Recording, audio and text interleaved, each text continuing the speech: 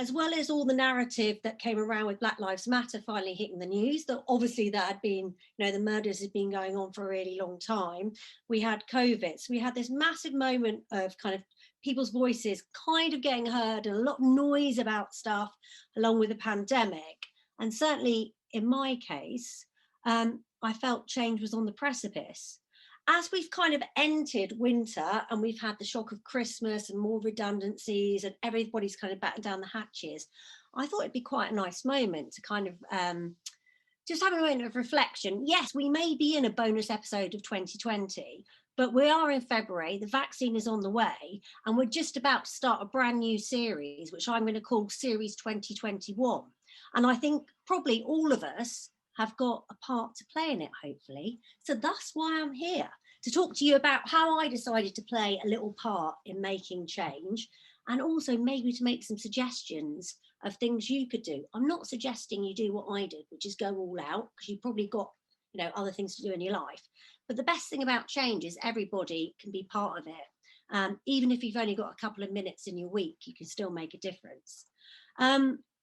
We're obviously facing a legacy of a lot of systems that only benefit a small portion of our society. And that's why, for me, representation is so important. We obviously know statistics-wise, you have come along to a D&I event, so I'm presuming a level of expertise that we like. Well, certainly within our industry, we live in a very kind of unbalanced system that favours particular types of voices. And that's obviously set against a kind of wider backdrop of the fact with COVID, we've seen a lot of people's futures harmed on top of the tragedies that are happening. Women, especially working women, have kind of carried the burden of the redundancies at the moment. Certainly our young people, and that's what my focus is, have been particularly hard hit. So when we look at young futures, and I'm particularly talking about 18 to 25s, those that tried to enter the workforce last year, most of them obviously probably didn't get the opportunity to. If you come from a challenged background, even back far as April last year, so that's 9 months ago, at that point 68% of all work experience had been cancelled, 2/3 of graduate jobs had been cancelled.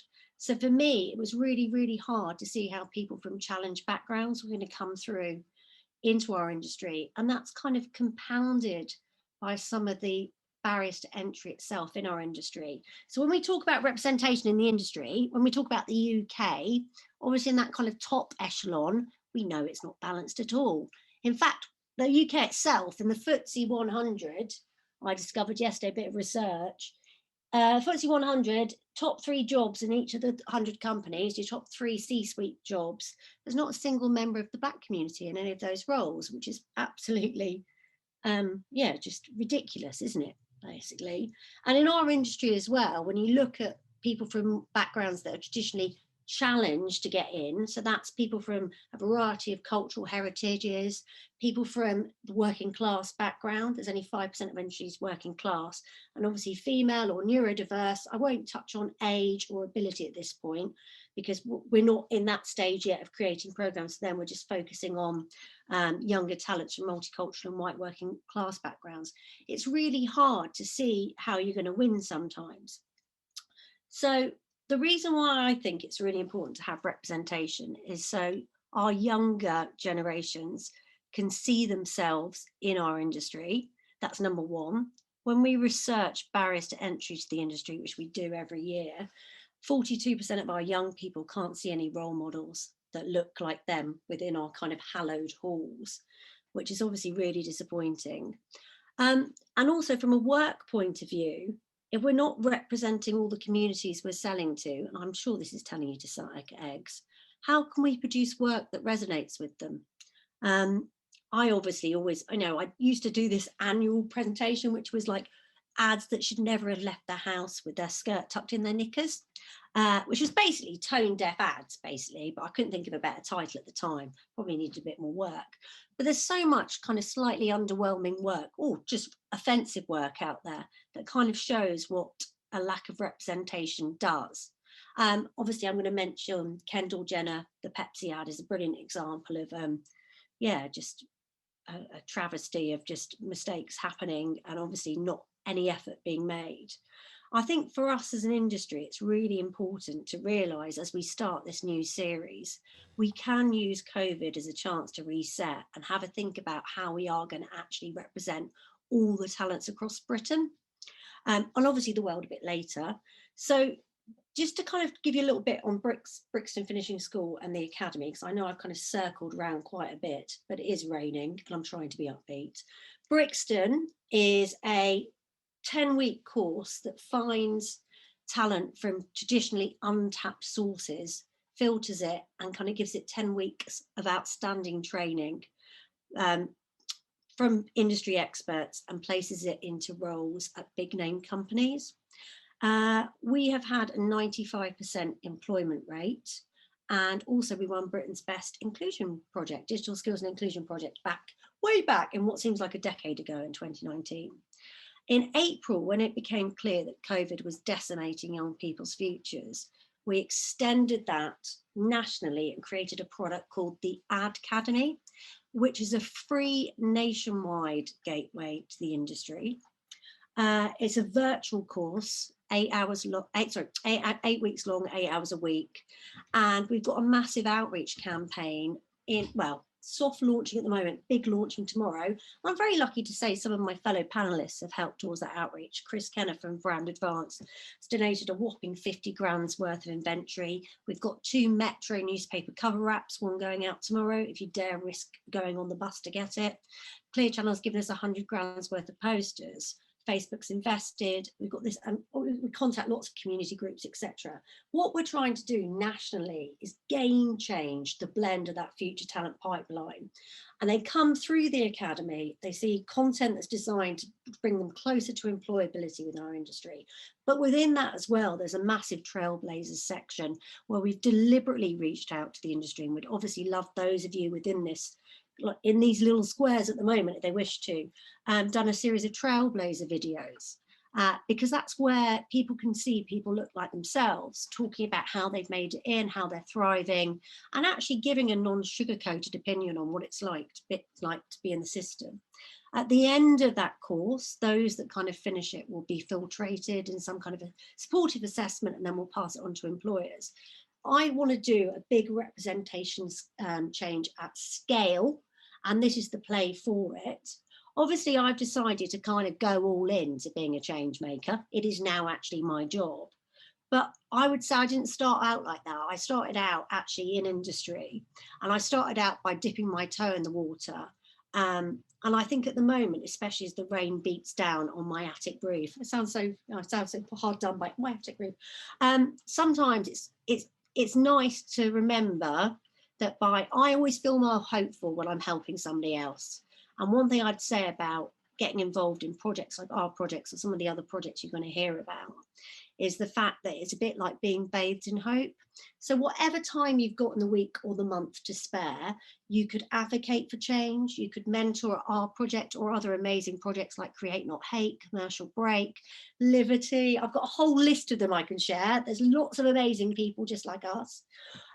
Obviously you could partner, you could sponsor, and you could just agitate within your own companies as well. I know we're a bit knackered, I know we're a bit tired, but now is the time as we hopefully come out of this lockdown to make a change. And I really hope that we're all going to be part of it. No idea how long I waffled on for, so I'm going to stop there. Thank you. Yeah, I'll close now. Thank you so much, Ali. That was really brilliant. And I have to say that it resonates with me personally because I am from an underprivileged background. I come from a single parent household with 5 siblings, and my mum being on a state benefit and living in state housing, and by all definitions I should not be here. And it's only actually by the grace of good people like yourself who take chances and create opportunities for underprivileged people that I can be. So that really resonated with me, and I hope it did with everybody else on the call. I think particularly I liked your language around agitate, because that's the least that we can kind of do is use our voices, and everybody being here I think is the first step in that. So again, a big thank you.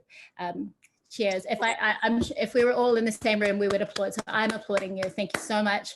Really good luck in the journey. And I hope it's inspired some of the people on the call to reach out to Ellie and be supportive of that, because I've met some of your students in other, at PAC or speed mentoring, and they are absolutely brilliant.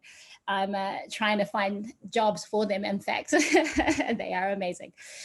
Okay, so thank you, Ellie. The next part of the program is to give you everyone a bit of an insight into what we're doing as the IAA.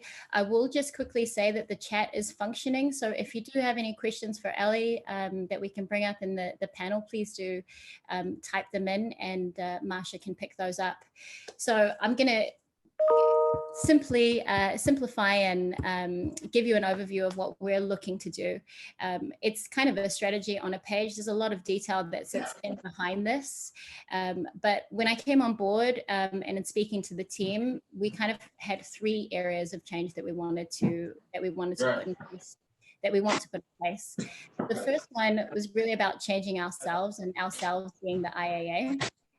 And what we wanted to do here, or what we want to do here, is really set the standards. And I'm a firm believer that nobody will listen to us unless we walk the talk.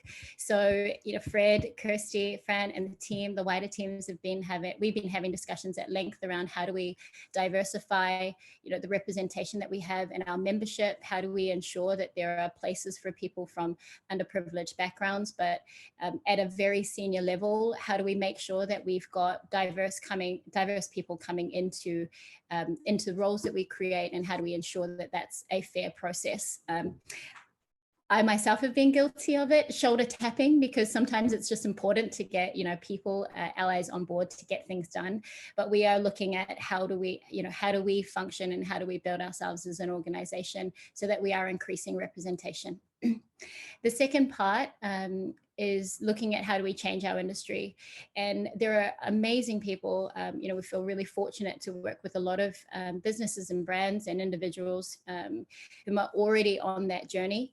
But what we want to do is kind of push that harder, and we see that there's a really great opportunity for the IAA to lobby for change. A lot of people are talking about change, but some of that change is not coming.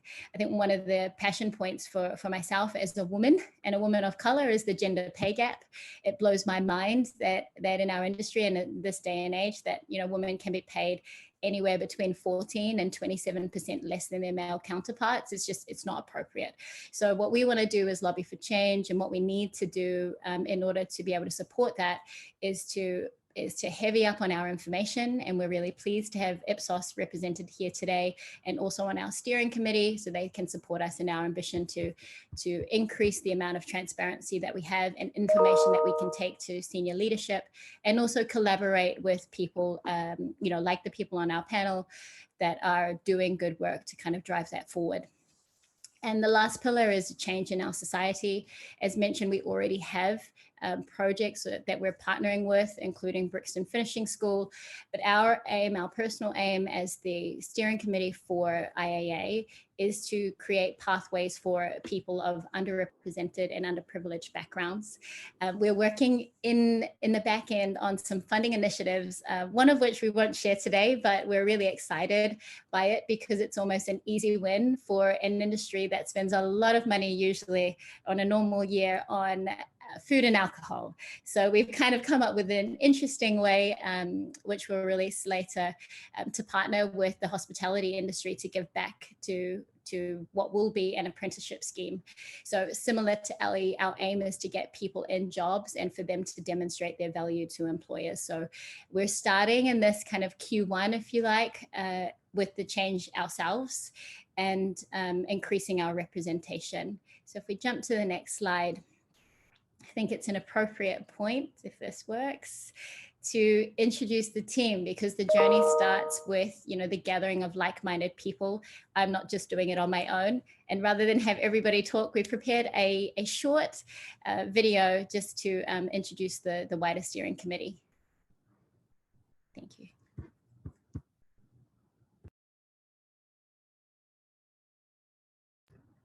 I think we just need sound, Karen. Karen Carter. I am a CMO and marketing director, primarily in the tech sector. and I'm also currently the chairwoman of the IAA UK chapter. My name is Kerry Elsden. I am VP Global Digital Marketing at MasterCard. My name is Roy Patel. I work at Ipsos Mori as a Senior Client Director. My name is Marsha Jackson, and I work for an integrated marketing company by the name of Article 10, and I am the Production Director. Hi, my name is Lucy Denver, and I work for Reebok. I'm Daniel Phillip, and I work at MediaCorp. My name's Ellie. I'm from New Zealand and have been living in London for 8 years. I'm an international sales manager at LoopMe. I'm Richard Rust. I'm a business lead at Oakley. It means being a reflective society around including age, gender, race, religion, and sexual orientation, and giving the chance for everyone to be part of society. Seeing people for who they are, their skills, their capabilities, their experiences, and bringing these people together who have similarities, who have differences, ones that we can and cannot see.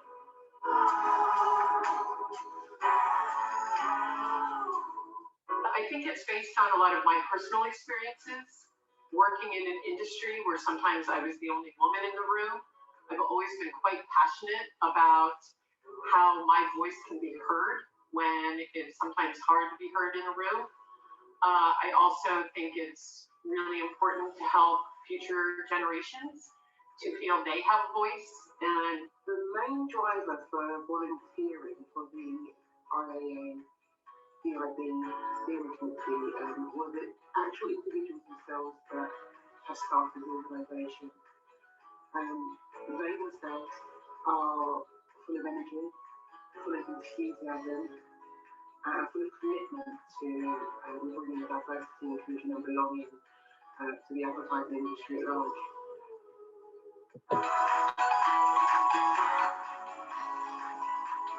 Our industry is at the forefront of how people conduct debate, opinion, and conversation. So it needs to be a conversation that is deeper than eye level. When you work in marketing or in advertising, we get to see this behind the scenes. And sometimes it's easy to forget that we're actually influencing a whole generation or multiple generations of individuals with the content that we're creating.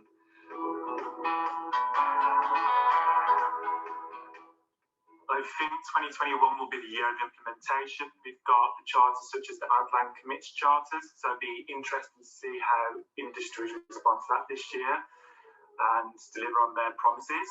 Additionally, I think if we take it back 30 years ago, we never used to have HR departments.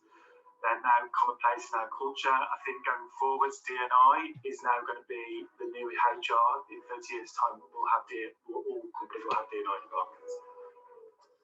2021 will be a year of action with change. The BLM movement has proven that there has been a huge need for change over the past few years. And I think 2021 will completely change the way that we see everything. people often say the IAA is great at bringing people together, and this is no different. We want to bring people in the industry together to engage in this topic and make a commitment. The IAA aren't going to have all the answers ourselves, but what we'd like to do is inspire and be a guiding compass as to why people and companies should get involved and take action themselves.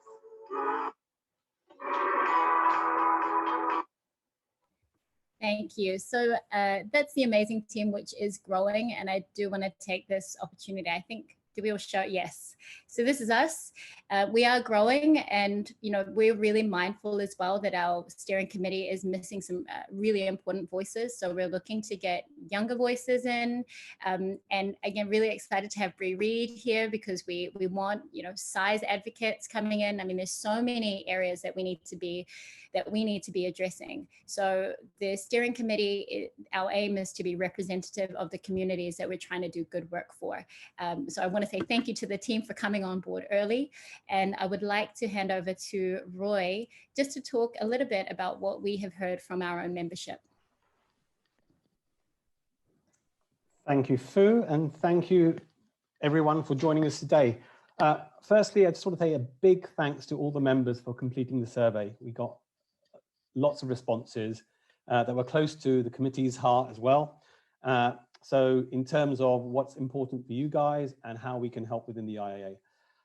In addition, I'd like to thank Daniel for doing all the data mining, who's as part of the committee. Without his help, I couldn't have got these sort of key insights for you to share. I suppose that the key things are, there are three main themes that came out in terms of importance: race and ethnicity, gender equality, and diversity and representation, which includes neurodiversity.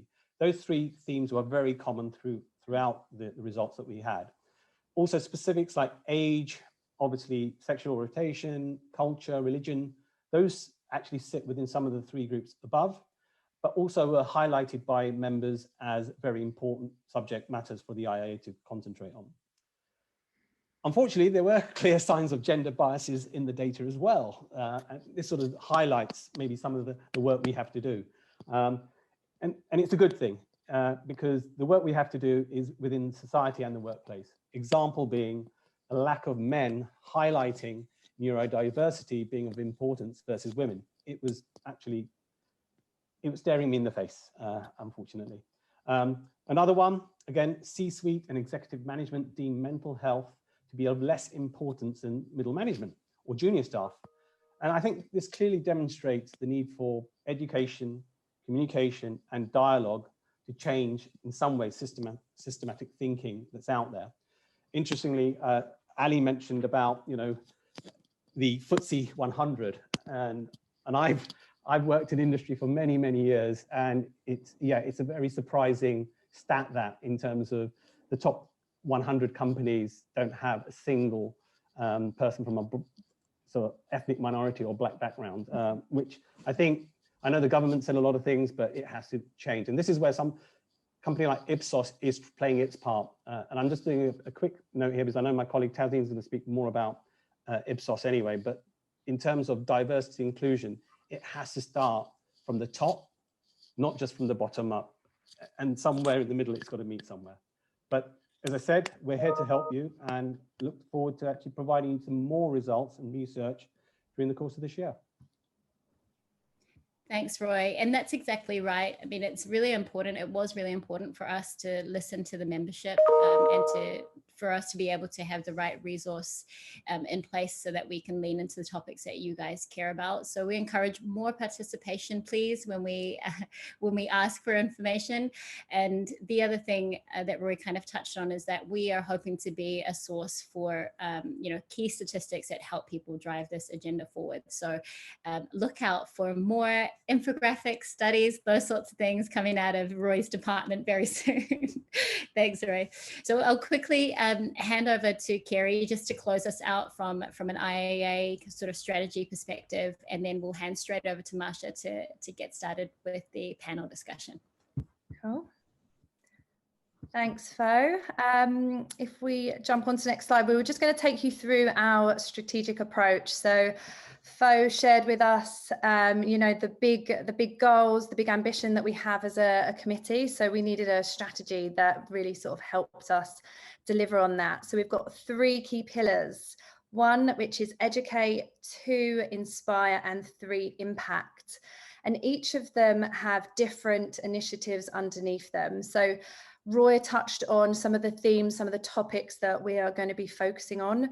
We are not claiming to be, experts in all of these, but what we're really committed to is understanding the opportunities for change and understanding the problems that exist in our industry, in society, and really sort of putting a plan in place to try and make an impact. As Ali mentioned, it could be a small impact. We hope to make a big impact, but we know that we've got to do something.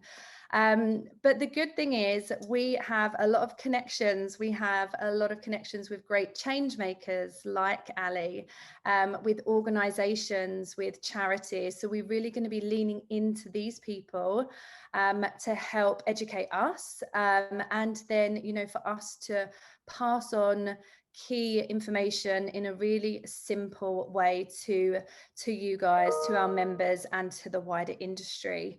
You know, there's a lot of information out there. It's confusing, it's complex, and you know, sometimes it's a bit nerve-wracking to, you know, communicate and have a conversation about these topics. So we really want to simplify that for the industry. And then the second topic, the pillar, is inspire. So this is where we're going to be doing a lot of great virtual events, one-day physical events. We are going to bring you some of the most inspirational talks. They're going to make you laugh. They're going to make you cry. They are going to inspire you to want to make a change. And then we're also going to be bringing seminars. So we know that we need to give practical help and advice. So how can people take this into their personal lives, but also into their jobs? So remember, we're trying to make an impact in the marketing, advertising, media world. We're going to have a series of panels starting with today, which we've got an awesome lineup for you. So plenty more of that. And finally, storytelling. So we can't host events all the time. So we are going to be looking at long form content, videos, blogs, all in a storytelling format, because we know as human beings, we absorb information much better when it's told through a story.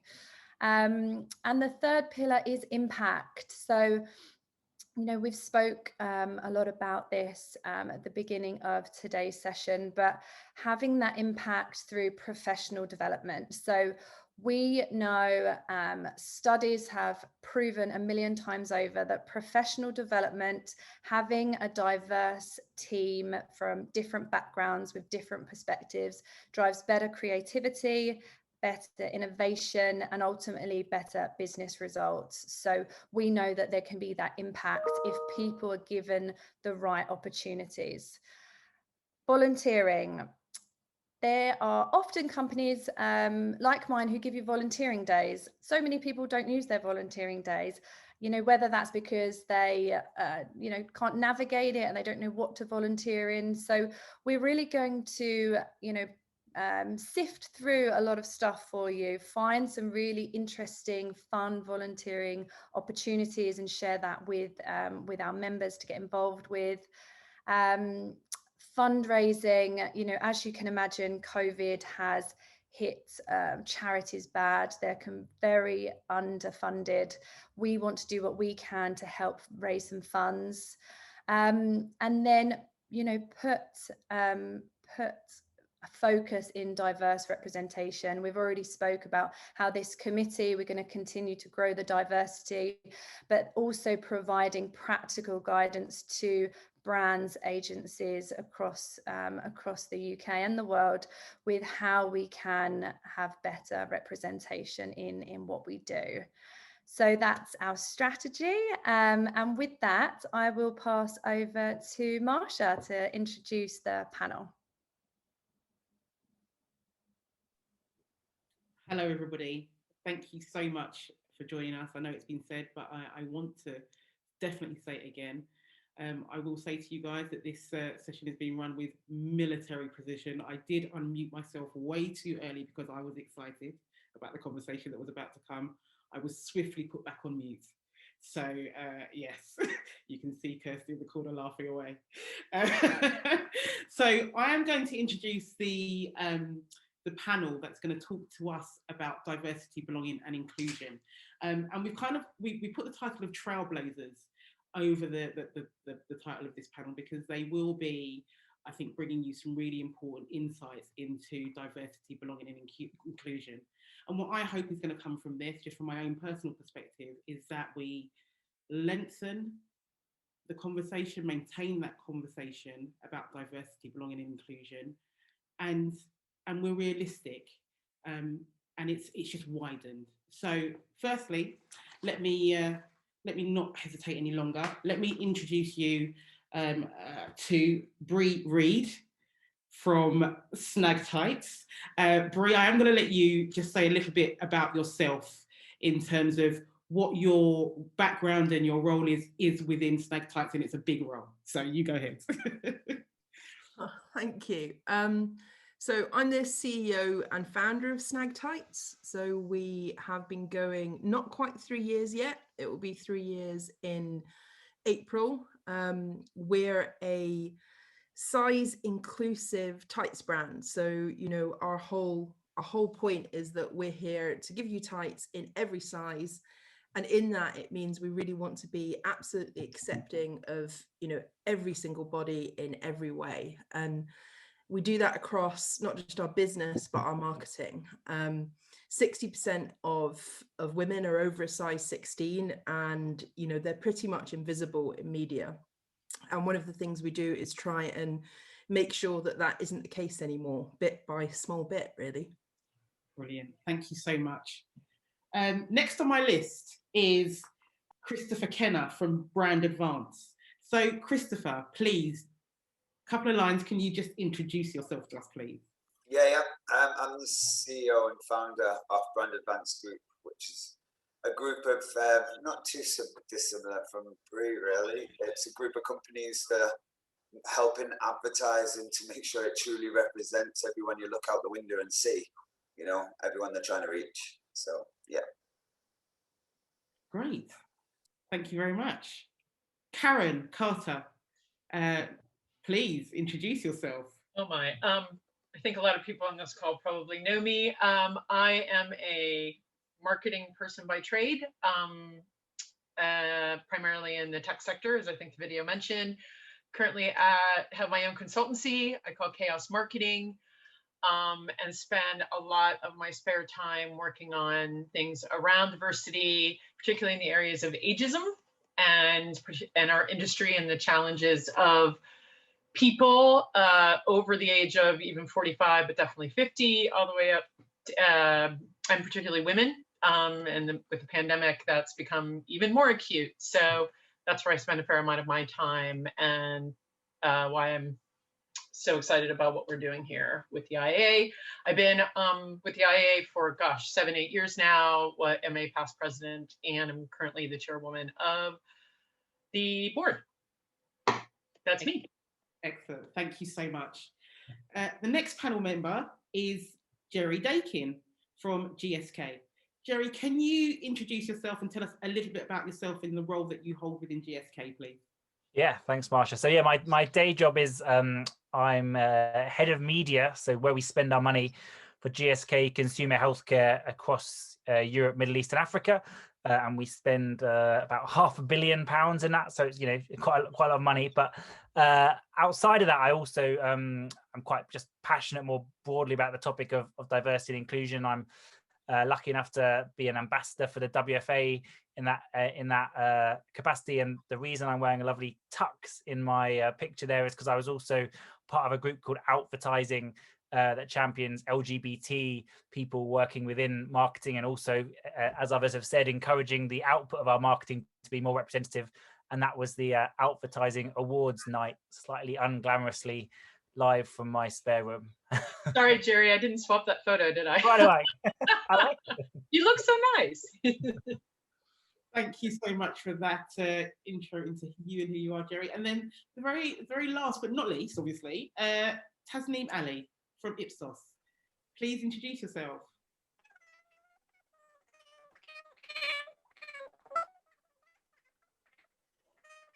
Ooh, Tasneem, we seem to have a bit of an issue with your audio.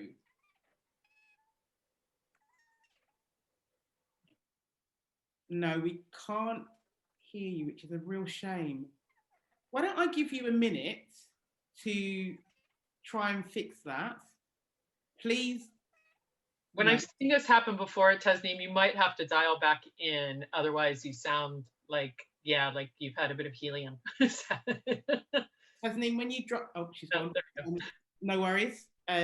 We have these little hiccups. I'm here for this. So, what I'm going to do is actually I'm going to jump to our very first question for the panel. And I'm going to direct this initially at Brie. It would be good to hear from all panel members, but the question is around brands and diversity. So my first question to you, Brie, and I do want the other panel members to jump in as well. I'm just leading with you, Brie. I'm picking on you. Sorry. Why is it important for brands to understand diversity? I think it's not just understanding it, it's living and breathing it. You know, what we do as a brand and we represent as a brand should reflect the world around you. You know, it should reflect the people that you see on the street, the people that are in your lives. And, you know, so often it doesn't. And that actually causes a huge amount of problems. You know, I get emails in the middle of the night from mums who go, you know, I'm really glad that you put real people in your adverts, because when my daughter grows up, she'll know that women like me are worthy. And when I grew up, I only thought Kate Moss was worthy. And, you know, it does a huge amount to your self-esteem. And I think we have a real duty as brands to be the people that change it, because it's our advertising that everyone's consuming. So washing our hands of it isn't actually a feasible way forward. If it's going to change, we're the ones that need to do it, and we need to make it representative and put it out there, because, you know, it is people's, you know, it's their self-esteem, it's their lives, it's their confidence, it's their ability to go out there and do more. So yeah, it's hugely important, and it's down to us to do that. And if you also, you know, you have to do it in your organization, but you need to do that outwards. And it's not just about understanding it, it's about actually caring. I got asked at a conference once, I was talking about size acceptance, and somebody said to me, okay, if we're going to advertise to all these fat people, do we actually have to care, or can we just pretend? And I was like, wow, I think you really missed the point there. So, you know, it isn't just about understanding the technical parts of the issues or reading the numbers. It's about genuinely caring. And I think that's the part for me that, you know, you can't buy. You have to really believe it. Great, thank you so much. That's really important. Actually, I'm going to change my question. I'm actually going to add that word caring. Why is it important for brands to understand and care about diversity? I think it's a really good way to start this conversation. I'm going to bring in Tasneem here. Tasneem, just let's check your audio now and see if you can join the conversation. Yeah, can you hear me? Perfect. Oh, brilliant. That's brilliant. So, Tasneem, I'm going to get you to very quickly introduce yourself and then maybe address that question, understanding and caring about diversity. Why is it important? So, hi, my name is Tasneem, and I'm a director at Ipsos Mori, as well as I'm also an authenticity and diversity coach. And why this topic is important, and it links to, Marcia, what you asked, is I think from a diversity perspective, you know, when people grow up and enter the workspace where predominantly you see people who are not looking like you, I think a huge factor of who you are sort of emerges, and these stories that you've heard about them versus us starts to emerge. And as you're also starting in your career, I think a lot of these things sort of hold you back, and you don't even realize how many limiting beliefs sort of start surfacing. And it's almost like you don't even ask or go for the opportunities that are there out for you. So I sincerely believe that I think so much work is being done around this, so much awareness and recognition of why it's important. But then I think it's also understanding that there's so much neurodiversity that plays into account as well. So it's from neurodiversity, I don't only mean just somebody who has Asperger's or ADHD, but it's about, you know, what are the cultural backgrounds you come to, and how do they actually play a huge part in how you're going to progress in the corporate world. So, and hence I'm so passionate about this. And from a brand perspective, I think that the onus is on people and influencers like the huge, not just brands, but people who are brands as well, and really bring that, you know, as a change movement. I mean, we've been talking about this for so long. I mean, it's been years and years. And as someone rightly said, 2021 is about impact and action, and not just about more reflection and talk. That's a really good, I think, kind of cross into the comments that we're going to hear from hopefully Jerry and Christopher, because Christopher, I think we're all about action, but I think you particularly like to talk to us about action. So can I hear from you on that? Yeah. I'm going to go in a little bit stronger, I think, than Brie and Tasneem. as marketeers, we're given one clear mandate from people like Jerry and Karen and other CMOs, by the brands, and it is get my product in front of as many people as possible that might possibly buy it. That's it. Really simple.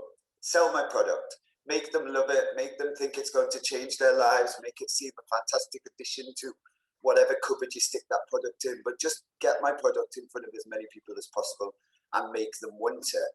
Now, with that very simple mandate, why would we ever have anything along the way that makes people of a different size feel excluded? Blockages, whether it's technical or keyword blockages that would stop a whole race or religion or sexual orientation from seeing it. Haven't we just missed the whole point of marketing? That's it. It was a simple mandate. Get it in front of as many people as possible. We as an industry need to do our jobs properly, which is to get anything out of the way that stops that from happening. If there is a possible consumer that is going to see my product but doesn't see people that represent them, so it's not going to buy it, there's fail number one. If there's a possible consumer that could have seen it, but it had a keyword block list like black, gay, lesbian in there, and so they didn't see the ad, fail number two, and I can go on and on. I'm going to let Jerry say some more fails, but, literally one simple mandate, get it in front of people and makes them see themselves and want to buy it. You know what, Jerry, I know that you're not going to just tell us about fails, you're going to tell us about solutions as well, because I know that you're doing some really interesting things at GSK to create some answers to the issues that Christopher's raised. So I'm going to let you step in here. Yeah, and I think it's bringing those two halves together, really, isn't it? Because, there's absolutely, what we've heard is the importance of this to people. We, as an individual, you want to feel reflected, you want to feel surrounded. You don't want to see negative stereotypes of yourself. I grew up as a gay man. I hardly saw any positive examples of gay men out there. Recently we've had on TV like that It's a Sin, fantastic drama that a lot of people have watched, and that only exists because of ads. It exists for many reasons, but one of which is that advertisers are willing to be in the ad breaks and fund it and make it happen. So not just what we put in our ads, but what we fund. Doing really great things. We all have colleagues who we want to be happy and proud to come into work. So yeah, we don't need to overstate things, but advertising has a huge impact on society. And at the same time, as Chris was saying, brands aren't charities. So if it was just good for society, it might be a hard sell, but it's not just good for society. It's good for the business as well. And not just for the kind of that growth audiences idea that Chris is saying, why would you exclude people?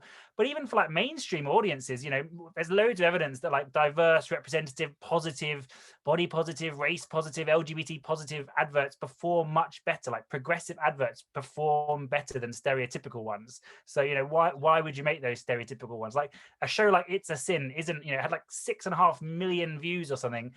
They weren't all gay men. That great storytelling from diverse perspectives appeals to a really great audience. And yeah, we are trying to take steps in that. We're trying, we work a bit with Chris, and so we're trying to make sure that all of our media does, go through those programmatic pipes and increasingly, and we need to do more, but end up in some of those different media titles. So we are showing up, and we're also funding those media titles. We're helping them continue to exist, but then we're also looking at our content itself. Like we've done specific kind of one-off partnerships. We did a great partnership with Gay Times, but also from a global level, we're just trying to make sure that all the content we produce really leans into this. And we're training every single marketer in our business on the importance of this, on some of the the unconscious bias that slips in, and often it's simple changes to make. Like if you put this in your brief, you'd be amazed at how it just kind of trickles the whole way through the system. So your agency understands it's important, your production team understands it's important, your media team does. So there are small steps we can all take. I mean, it's not easy to fix, but there are small steps we can all take. Absolutely. Karen, I'm going to get you to come in here from your kind of vast experience about understanding and caring about diversity. Talk to me about your own experiences. Well, I mean, I talked about it a little bit in the video, and coming from the technology sector and actually starting out, my background is in TV production, and I was a grip. If you don't know what a grip is, they are the lowest person on the totem pole lugging gear around on a video shoot. Not very sexy, but pretty important, because if you've ever watched any TV, film, anything, those are the people doing most of the heavy work.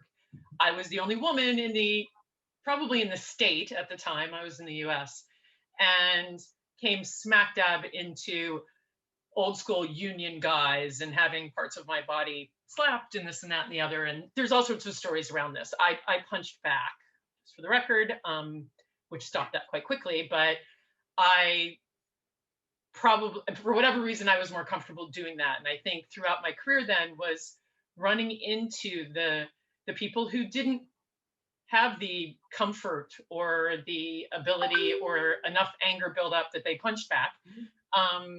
This is where I started to pick up on this, and throughout my time, certainly in tech, was how do you give voices to women? Frankly, have women helping women. I ran into that quite a bit as well. And what that has transformed into now as a woman above a certain age is what I'm now seeing in the complete disregard of an entire generation of people, and particularly in this industry. And it's on both sides. One is, let's just take a look at disposable income for people over the age of 50. There's more disposable cash than probably anywhere else, yet if I see one more over 50s life cover ad during the day, I'm going to kill someone.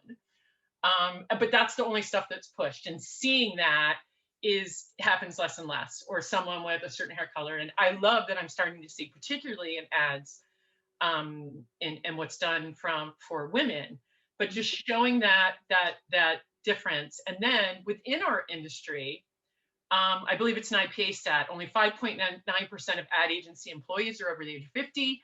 The average age in most agencies is 33. And at media agencies, it's even younger. And sometimes that's held up as a battle cry of how much we know because we're bringing in younger people. That's great. But do those young people have those level of experiences that older, not necessarily old age-wise, but just experience? Yeah. I've got, dare I say out loud, 30 years of working.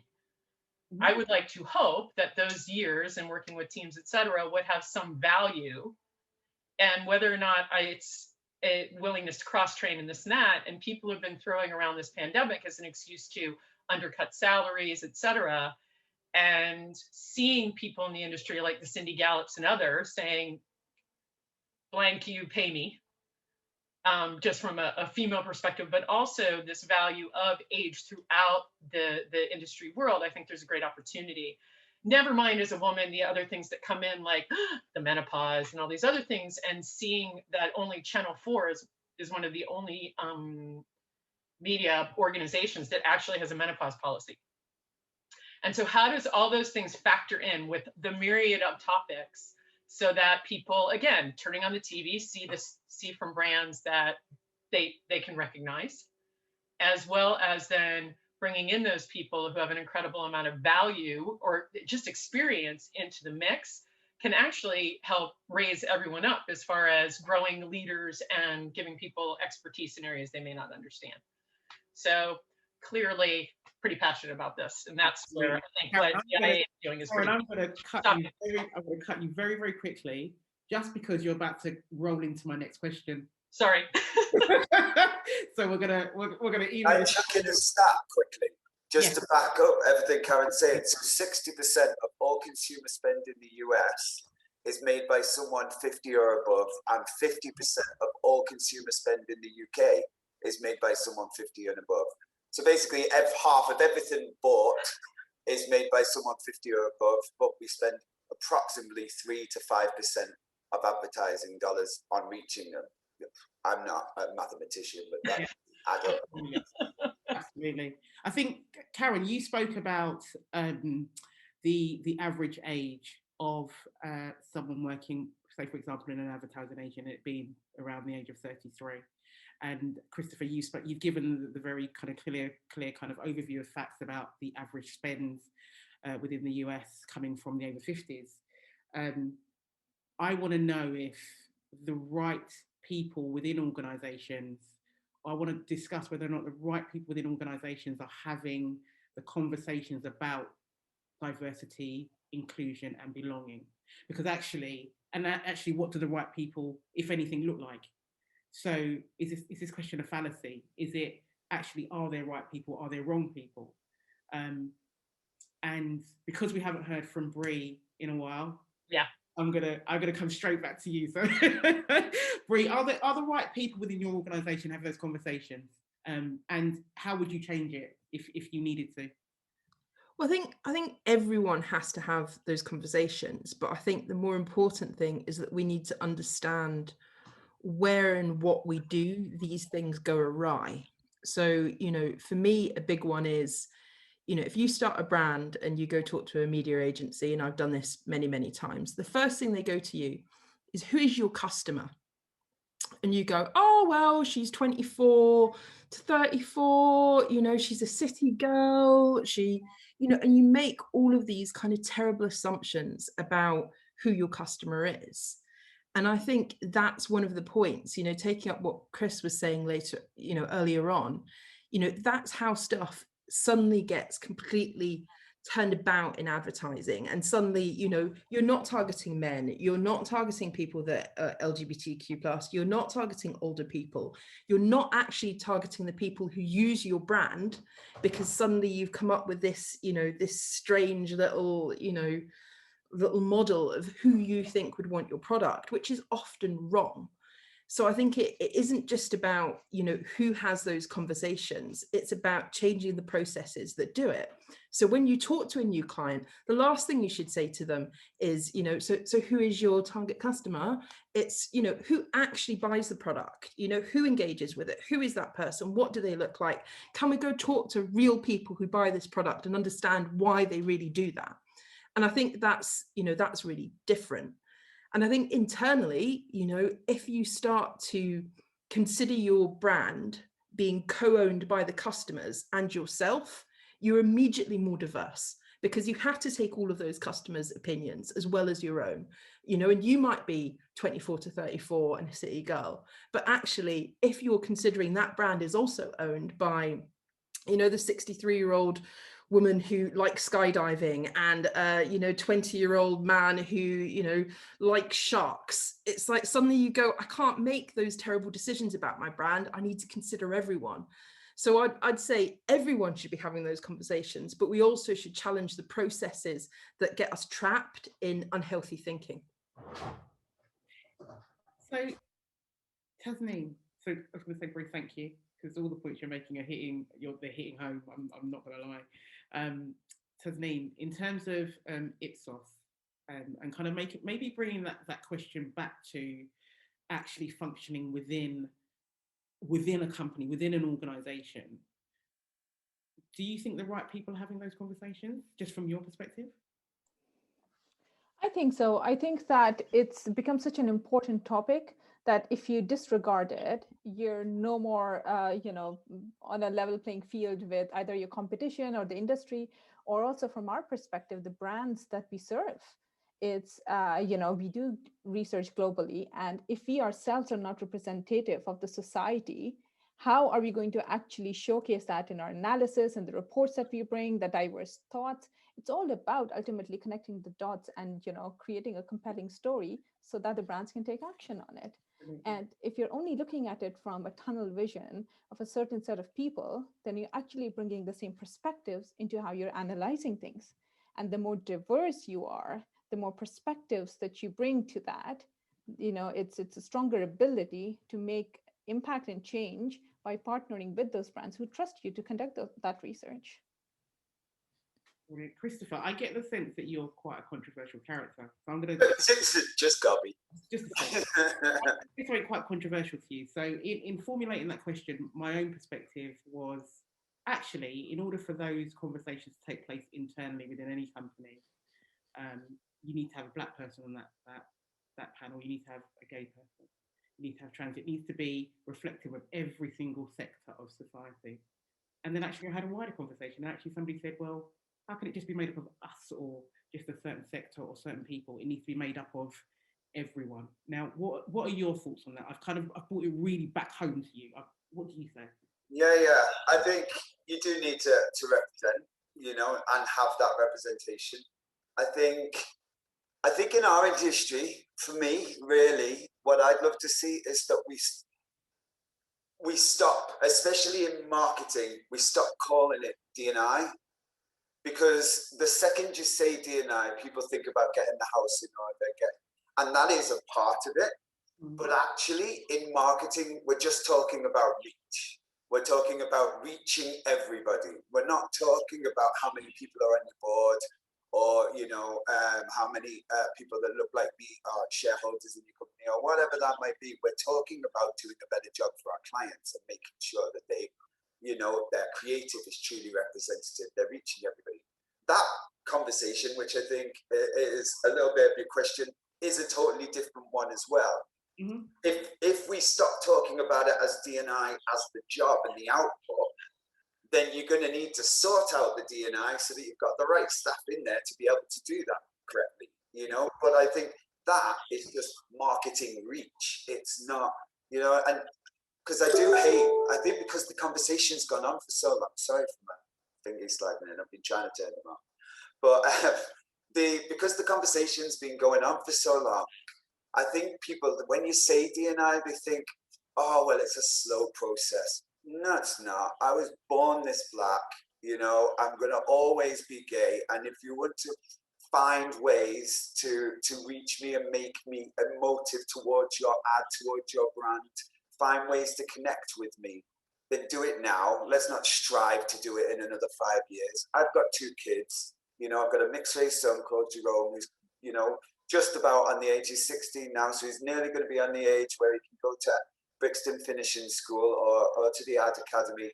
And, he's had the privilege of seeing his dad doing okay in the industry, but actually outside of his dad, who have we got to look at?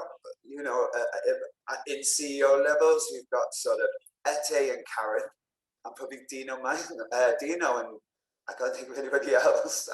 Maybe I've missed some, but you know what I mean? There isn't that many. And I just think they're 2 different conversations, both equally important. Yeah. But I think if we start focusing, we've had to go at this one, and well, we're still not there yet. And I've given you 38 of my years. So how about we go for this one? Like Jerry said, clients demanding it, whether it's through the procurement process, whether it's in the brief, saying, actually, I know we may have missed certain parts of society, so now I'm going to write it down clearly in the brief for you. Make sure you hit everybody. And here's the sections within the country, territory that you could possibly hit. Here's a bit of data that we've done that says this is how many consumers within Black, within Indian, within Pakistani, within disability, There's like 12.5 million people with a registered disability in the UK. And still, the representation is like, everybody can probably remember the same great Maltesers ad, because we've not had a good one since, like we've got a lot of work to do. But I think we need to split the conversations. Let's talk about D&I when we're talking about getting our houses in order. Let's not let it be something to strive for. Inclusion and diversity is ground zero. It's just like you, Marsha, we were just born this way. So we look like this from ground zero, from day one. So let's just stop striving for it and get it done. And then over here, let's have a conversation about how we can help our clients better reach society, rather than mix the 2 together as if, And Jerry, that's a perfect platform for you. I'm giving you a hard task here, Jerry, following on from Christopher. But yeah, so I think it's a perfect platform because GSK, like I said, are making inroads on diversity and inclusion. And actually you mentioned, or I believe it was mentioned, about making sure that those briefs that are coming in are correct. So talk to me about kind of your thoughts and views on that. It's boring having me follow Chris, because I usually just say I agree with what he said. I agree, fine. In our business as well, because when diversity and inclusion comes up, in the broadest sense, it's about HR, it's about policy, which is hugely important. But some of that stuff, absolutely needs to be fixed, needs to be invested, needs to be changed. But it starts to move away from, in my business at least, the marketing department's responsibility. Not that we're wiping our hands clean of it, but there are bigger parts of our business. Our board, I have relatively little impact over. Though it's important to raise these challenges. Actually, as a business, I'm proud to work someone that has really it pushes the commitments on that internal front. I think on the external front is certainly where we can move faster. That doesn't mean we can, you know, give up, because even on the internal bit, the challenge is it's a slower burn, isn't it? You know, we need to encourage more people into our industry. We need, you know, Brixton and Finishing School and people bringing people up from the top. We need to get people who are, you know, senior in other industries to want to move across and work into our industry and, you know, inject, you know, that talent does exist. It's not that there aren't, you know, talented Black people out there that could be CEOs in, you know, it's not that we have to wait 20 years for them to exist. So there's something to that. But absolutely, I think, you know, as marketers, the thing we do control very much is our marketing, our media spends, our content briefs, stuff like that, which, you know, in the simplest terms, you can switch very quickly. You can, you know, okay, you have adverts that run for periods of times and stuff, but, you know, you can make really substantial changes there really quickly by changing your partners, by changing your briefs, and it helps to get, you know, new talent, new perspectives. I mean, you asked earlier, do you need someone from every single perspective? And I mean, it's obviously practically impossible to have, you know, a brief which, you know, if a Black person, a trans person, you know, but you want having diverse perspectives starts getting you in that place. Working with diverse partners can kind of loan you that expertise as well. Like, you know, Chris's agency, you know, is the most diverse team we've ever seen. You know, throw a brief at them. You know, there are different perspectives, different people there. Even our own agency, I really push my own team, publicists. Like, I want to see different perspectives, different backgrounds on it. You know, I want you guys to be taking placements and having people from Brixton. It's all coming together, isn't it? But yeah, and I think it's sort of lying to say it's easy, but also lying to say it's hard. Like, you know, there's the first, like, it's going to take a while for us to fix the whole industry and make everything change, but making quite a big improvement in what you're doing is fairly easy, you know. And I think that's and what can be daunting is like, oh my gosh, this whole thing. And I think that's why absolutely don't lose sight of the whole thing. You know, we've got to solve the whole thing. We want to have a diverse industry, and we want to make, and like, not just getting people in, but make sure they stay. Like, we lose a lot of women, we lose a lot of people, you know, before they make it to the top of our industry. But in the short term, if you want to get some low-hanging fruit, you know, change the output, change your marketing, and you know, start there. Yeah, absolutely. Karen, I am going to let you jump in, but I do know that we are running over time.